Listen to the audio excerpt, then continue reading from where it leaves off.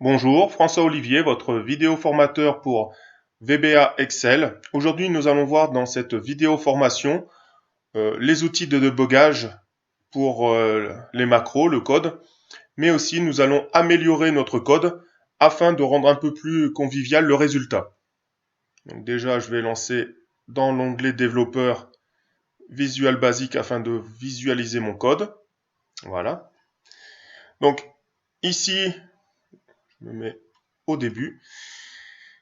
J'ai un menu débogage. Donc quand je clique sur l'onglet débogage, je vois que je peux compiler et je peux surtout, dans un premier temps, ce qui va m'intéresser, faire du pas à pas détaillé. Et on voit ici F8, la touche de raccourci. Donc, je clique dessus et vous voyez qu'à l'endroit où je me trouve, j'ai une petite flèche et aussi c'est marqué donc en fluo l'endroit donc où je suis. Donc là, je vais lancer ma routine. Donc je vais appuyer sur F8 pour avancer. Et vous voyez qu'il passe à ligne est égale à 2 pour initialiser la ligne à 2. Je peux, dans un premier temps aussi, visualiser ici la valeur de mes variables. Donc clou, on voit qu'il est égal à 0. Et ligne est égale à 0. Donc tout simplement pourquoi? Parce que je suis ici et je n'ai pas encore exécuté cette ligne. Donc je vais faire F8. Et maintenant, si je me rends sur ligne, vous voyez que ligne est égale à 2. Par contre, clou est toujours égal à 0. Et donc, je rentre dans ma boucle tant que. Donc, tant que la cellule ligne, donc maintenant, elle est à 2, virgule 1, donc colonne 1, donc cellule 2, enfin ligne 2, colonne 1, est différent de vide, alors, je fais clou est égal à clou plus 1, et ligne est égal à ligne plus 1. Donc, si je regarde, maintenant, j'ai clou est égal à 1, j'ai toujours ligne à 2, mais quand je vais avancer d'un pas, ligne est égale à 3. Et je vais continuer ainsi jusqu'à ce que la cellule ligne colonne 1 est égale à vide. Donc tant qu'elle est différente, je vais continuer dans la boucle jusqu'à ce que j'arrive à la ligne 11. Et là, j'arrive sur message box clou. Donc je suis maintenant à l'information message box clou. Donc il va ouvrir la fenêtre et afficher le résultat. Voilà, je fais OK. Et je suis arrivé à la fin, donc j'arrête. Autre solution, plutôt que de passer la souris sur les variables, ce que je peux faire, je peux cliquer sur clou, aller dans le menu débogage et dire d'ajouter un espion. Je fais OK. Sinon, je peux choisir si j'avais plusieurs procédures et plusieurs modules par rapport à la variable. Je fais OK. Et là, dans ma fenêtre espion, je vois l'expression clou, la valeur qu'il va prendre, le type et dans quel endroit il est. Il est donc dans le module 1, compter clou. Si je n'ai pas la fenêtre espion, dans ce cas-là, je dois me rendre dans affichage, fenêtre espion. Et là, j'afficherai donc ma fenêtre espion. J'ai mis un espion sur la variable clou. Je vais mettre aussi un sur la variable ligne. Donc, plutôt que de me rendre là-haut, dans débogage et ajouter un espion, ce que je peux faire aussi, c'est faire un clic droit et de dire ajouter un espion. Je me mets au début et je vais lancer maintenant le mode pas à pas avec la touche par exemple raccourci F8. Donc je suis ici. Vous voyez que du coup, à partir du moment où j'ai lancé ma routine, mes deux variables ont la valeur 0, de type long, et donc dans le module 1, compter clou. F8. Je suis à ligne est égale à 2, mais je n'ai pas encore exécuté. Je l'exécute. On voit bien, la valeur est passée à 2. Je suis donc maintenant dans ma fameuse boucle. Tant que la cellule ligne colonne, donc ici ligne 2, vu que ma valeur est à 2, colonne 1 est différent de vide, je fais clou est égal à clou plus 1, donc pour l'instant, ici la valeur est à 0. Je vais donc exécuter cette ligne, et je passe bien à la valeur 1. Et je fais ligne est égal à ligne plus 1, donc pour incrémenter ma ligne. Et je repars au début. C'est différent, toujours de vide. Et je continue. Et ainsi de suite. Et vous voyez en bas, donc les lignes et les clous qui s'incrémentent. Voilà. Là, j'arrive à la ligne 11. Donc, il va aller voir si la cellule à la ligne 11, colonne 1 est différente de vide. Non, elle n'est pas différente. Je sors, je vais sur mon message box et j'affiche mon résultat. Donc voici quelques outils donc du menu débogage, le mode pas à pas et aussi mettre des espions. Alors, on va maintenant passer au deuxième sujet qui est personnaliser un peu le code pour que ça rend un peu plus sympathique le résultat. Parce que si vous regardez la boîte de dialogue ici, Microsoft Excel, donc il met Microsoft Excel parce que je suis dans Microsoft Excel. Sinon, si j'avais fait un code dans Word, il mettrait Microsoft Word, etc. Et le résultat c'est 9 et j'ai pas beaucoup d'informations. Pour ce faire, je vais ici personnaliser le message box en mettant, j'ouvre les guillemets, j'ai dans ma boîte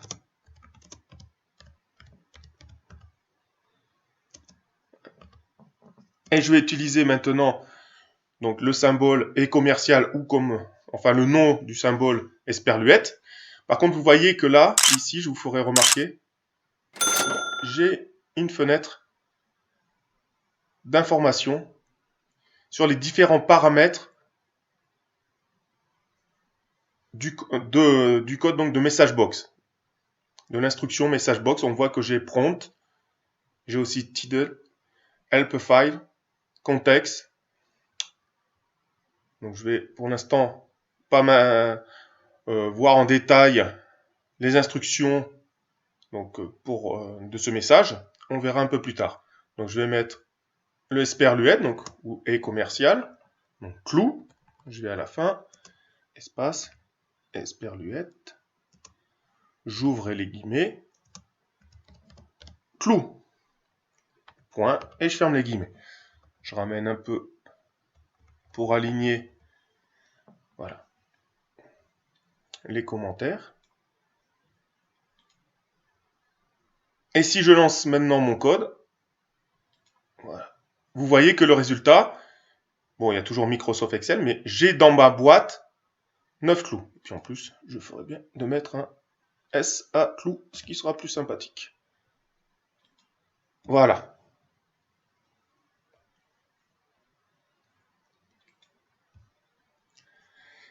Par contre, j'avais cette fameuse information sur mon instruction message box. Donc, pour voir les instructions, je vais appuyer sur la touche F1 et ça va lancer une fenêtre d'aide directement sur Internet où je vois message box fonction, la syntaxe, message box prompt, bouton, title, help file, context. Le prompt, c'est donc obligatoire, hein, c'est une expression de chaîne qui affiche comme message dans la boîte de dialogue le résultat. Donc, comme vous pouvez voir, c'est le message que je veux afficher dans ma boîte. Il est au maximum de 1024 caractères. Donc, attention à ça, je ne peux pas mettre aussi n'importe quoi. Je ne peux pas mettre beaucoup. Hein. Bon, 1024, c'est déjà pas mal. Et de plus, j'ai aussi, des fois, ce que j'ai envie de ne pas faire une boîte de messages énorme, très longue, mais plutôt en hauteur. Donc, je peux utiliser ici CHR13, donc caractère 13, qui est le retour chariot, ou bien caractère 10, qui est le saut de ligne. Ou une combinaison retour chariot saut de ligne, qui est donc caractère 13, CHR13, et CHR10. Le code CHR13, CHR10, c'est un saut de ligne. Effectivement, si vous regardez, par exemple, si je suis ici, si je prends donc CHR13 qui est un retour chariot, ça veut dire que je vais retourner au début de ma ligne, et ensuite un saut de ligne. Donc je descends d'une ligne. Ou bien, je peux bien sûr faire l'inverse, CHR10 et CHR13. Donc dans ce cas, CHR10, je descends d'une ligne, et je fais un retour au début. C'est la touche entrée, c'est le code de la touche entrée, CHR13 et CHR10. Les boutons, donc c'est facultatif, mais effectivement je peux utiliser différents types de boutons. Le titre, donc c'est le titre qu'il y a dans la boîte de dialogue. Helpify, c'est un fichier d'aide, indiquer le fichier d'aide. Et le contexte, le numéro du contexte attribué par rapport à la rubrique Helpify qui doit être aussi renseignée. Si je regarde l'argument bouton, je peux avoir soit une constante, soit je mets la valeur, c'est au choix. Si je mets VB OK only ou la valeur 0, ça affiche le bouton OK uniquement. Si je mets VB OK cancel ou la valeur 1, ça va afficher les boutons OK et annulé. Et ainsi de suite. Vous voyez ici les différents boutons. Et après, j'ai les icônes. VB retry cancel ou la valeur 5 affiche les boutons réessayer et annuler. Et en dessous, VB critical 16 affiche l'icône message critique. VB question affiche l'icône requête d'avertissement, donc le point d'interrogation, exclamation, information. Par défaut, quel est le bouton? VB default bouton 1, le premier bouton est le bouton par défaut. Je peux mettre le bouton 2, 3 ou 4. Ici, avoir une boîte de dialogue modal, etc., etc. Vous voyez que donc ici, il explique comment faire si j'utilise le groupe de valeurs, donc de 0 à 5. Après, ça va 16, 32, 48, 64, etc., etc. Dans ce cas-là, je vais, au moment d'additionner ces nombres, pour obtenir la valeur finale de l'argument bouton. Ne sélectionnez qu'un seul nombre dans chaque groupe. Les valeurs retournées, VB OK, c'est 1. VB cancel 2, annulé, abort, réessayer, ignorer, etc. Vous voyez quand les deux arguments Amplify et Context sont définis, l'utilisateur peut appuyer sur F1 ou Aide pour Macintosh pour afficher la rubrique d'aide concernant l'argument contexte. Voilà. Ici, vous avez un exemple, mais nous, on va faire... Voilà, ici, voilà l'exemple. Mais nous, on va le faire directement dans notre code. Alors, donc, je vais commencer par faire donc message box. J'ai dans ma boîte Esperluette, clou, Esperluette, entre guillemets, clou avec un S. Je vais effacer ici, voilà. Et je vais donc utiliser Esperluette, CHR10, Esperluette, CHR, entre parenthèses, 13. Et je vais mettre le symbole, donc le tiré du 8 ou underscore pour pouvoir aller à la ligne.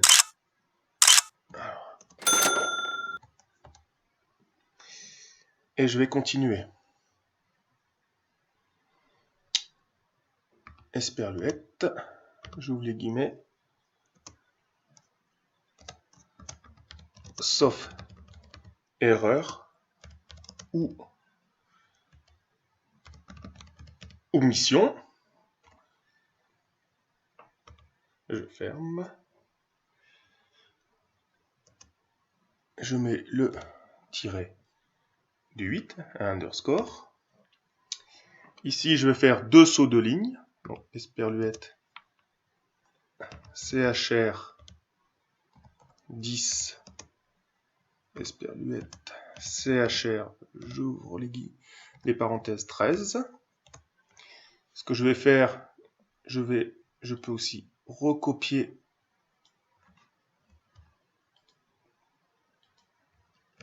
et les coller. Ah, Oui, j'ai oublié de mettre effectivement le petit tiré de 8, le underscore. Et pareil ici.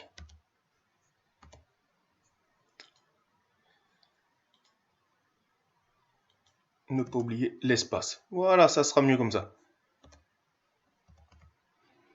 Et maintenant, esperluette, j'ouvre les guillemets. Si je me suis pas trompé. Point. Voilà. Parenthèse. Espace. Le underscore. Je vais à la ligne. Et ici, je vais marquer V, B, OK,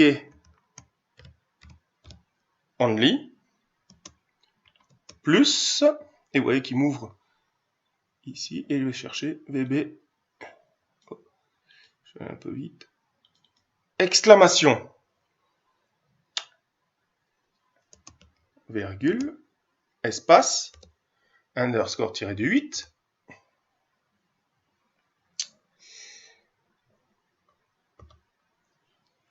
et ici, fin de traitement, je ferme les guillemets, et je vais mettre maintenant mon fameux à peu près aligné. Donc, affiche le contenu de la variable clou.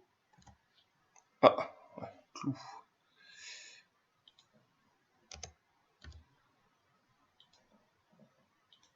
Je vais essayer, donc en appuyant sur exécuter. Et vous voyez maintenant, fin du traitement, le symbole VB exclamation qu'on avait mis tout à l'heure. J'ai dans ma boîte 9 clous, sauf erreur ou omission, donc mes deux sauts de ligne. Si je ne me suis pas trompé, OK.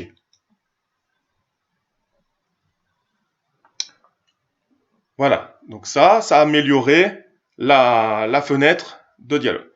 Maintenant, j'ai peut-être envie de récupérer aussi cette information, OK, pour afficher un autre message ou faire autre chose. Donc on va modifier à nouveau la macro. Donc ici j'ai sub, donc compter mes clous, j'ai mon dim clou as long, dim ligne est égal, mon ligne est égal à 2, d'accord. Et on va modifier un peu ici, donc while sail ligne, ça c'est bon. Ouais. Et maintenant on va rajouter ici une variable réponse. Variable réponse as long. Voilà.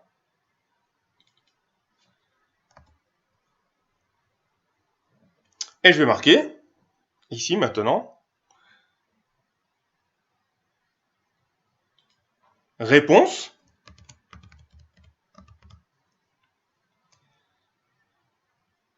égale message box. J'ai dans ma boîte X clous.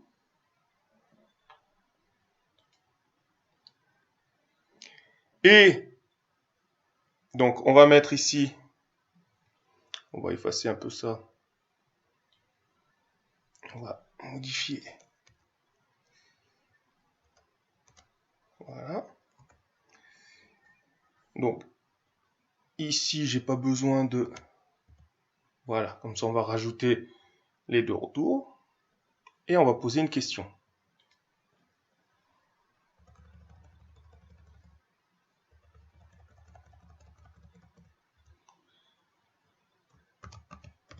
Est-ce que je me suis trompé? Voilà. En dessous, J'ai donc non plus juste VB OK Only. On va changer tout ça.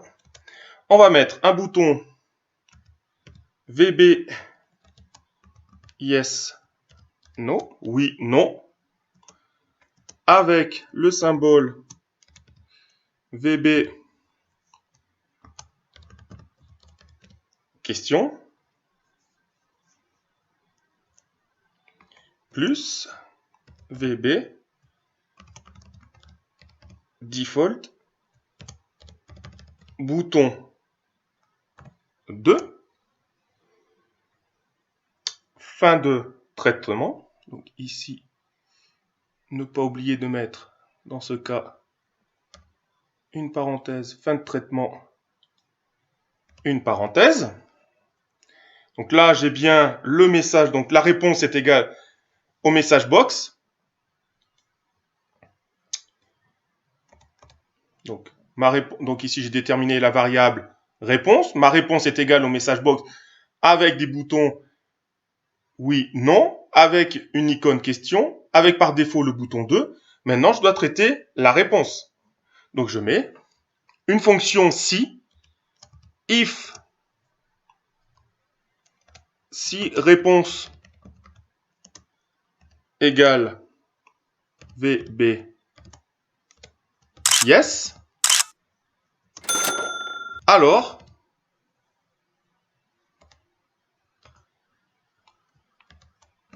message box. Donc si je me suis trompé, oui, je vais marquer mince.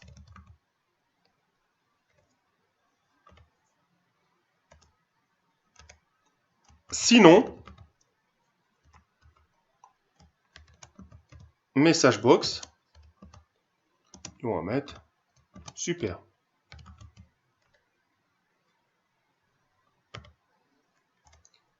Fin de si.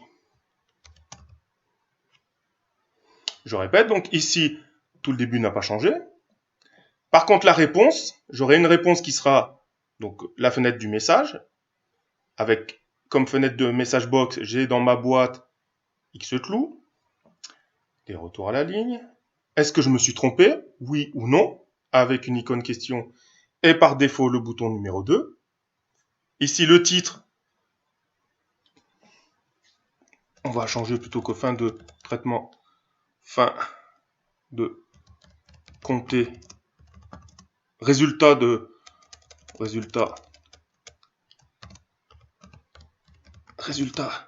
du comptage des clous. Voilà. Je ramène un peu pour aligner mes commentaires. Et ici, je peux dire